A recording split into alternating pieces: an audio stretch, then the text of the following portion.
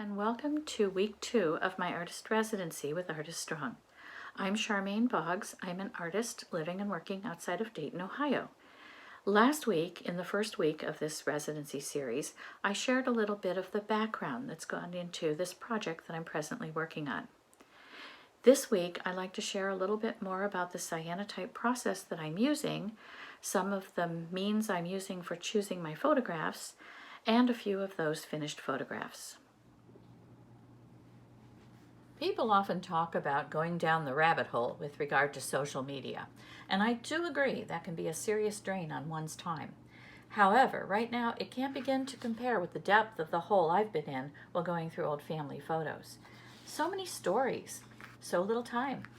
And to complicate things, many are faded, like these right here, or they're unmarked, like this one here, and I have no idea who some of these people are. Some I can identify because I knew who they were. This is my great-grandmother and my great-uncle. And judging by the date on this, 1958, I'm pretty sure that that was my great-uncle's car at some point because he always was known for driving the greatest of cars. To me, he was the glamorous uncle because he always had a neat car and a pretty girlfriend. This one I know my grandfather is in somewhere, but I haven't had time to look at it. And this one is my mom and dad's wedding.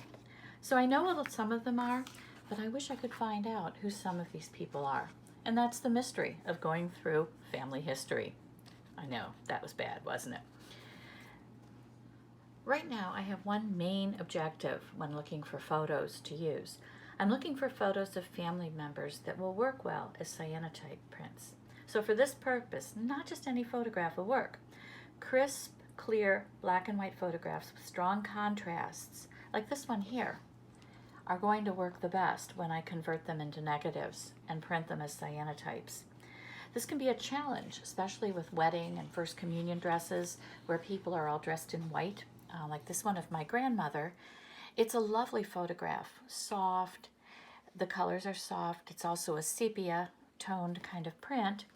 I did convert it into a black and white print on my camera and then I inverted it into a negative, printed the negative, as you see here, and tried a cyanotype. And overall, it's not a bad cyanotype, but there is an awful lot of interference in there. And I'm thinking it might be a factor of the paper that I worked with. This is Strathmore watercolor paper, and I really prefer Canson, and I'll talk more about that a little bit later. This one just got a little fuzzy in spots, so I'm going to try it again. And this one here, which has a much sharper image, a lot less fuzzy tones, a lot of nice detail in the dress. I just made a negative a little bit ago for this one, and as you can see, it does seem to have picked up the dress details, the flower, those kinds of things really well, even some of the background. My main concern with this one when I print it will be my grandfather's tuxedo suit, whatever he was wearing, because I don't see a lot of contrast where those areas were black. So that one's going to get done, and we'll see what it does. I have had some success with converting sepia-toned photographs and even some color photographs to black and white and producing cyanotypes. This is a lovely photo of my mother when she was very young, and I was able to get a really nice crisp impression. I photographed it, turned it to black and white, inverted the image, and this is the resulting cyanotype image. And overall, I think it's a really nice, crisp, clear image. I did accidentally spill some water on it, so you do see a little water marking.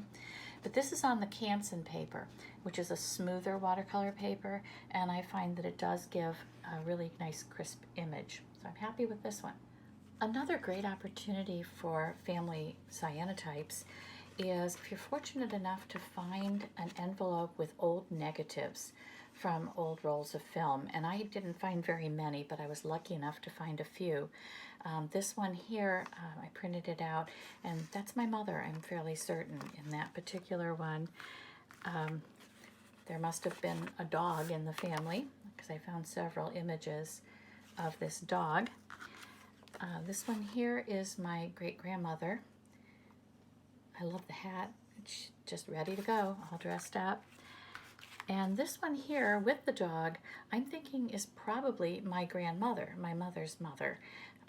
Just because of the position of the pictures, they all appeared to come from the same era. There's a whole lot more of these negatives yet to go. What I like about these, they don't have the crisp, sharp, dark images that you might get when you invert your own photographs digitally today, but they give you a nice soft print, and I find that really appealing, and I think that's going to work really well for my project. So I'm going to continue printing some of these to see what I get. Like any new art process, there's going to be a learning curve when you're doing something like this. Basic cyanotypes are very simple. However, I learned very quickly that working from photographs and converting the images into negatives for the transparency film adds a layer of complexity. So when I did these first two early in the process, I neglected to keep in mind that when you print an image through the transparency, it's going to reverse. So all the areas that were blacked out turn white in the print, and all the areas that were white in the negative are going to get the blue color. And as you can see, I made the same mistake on this one.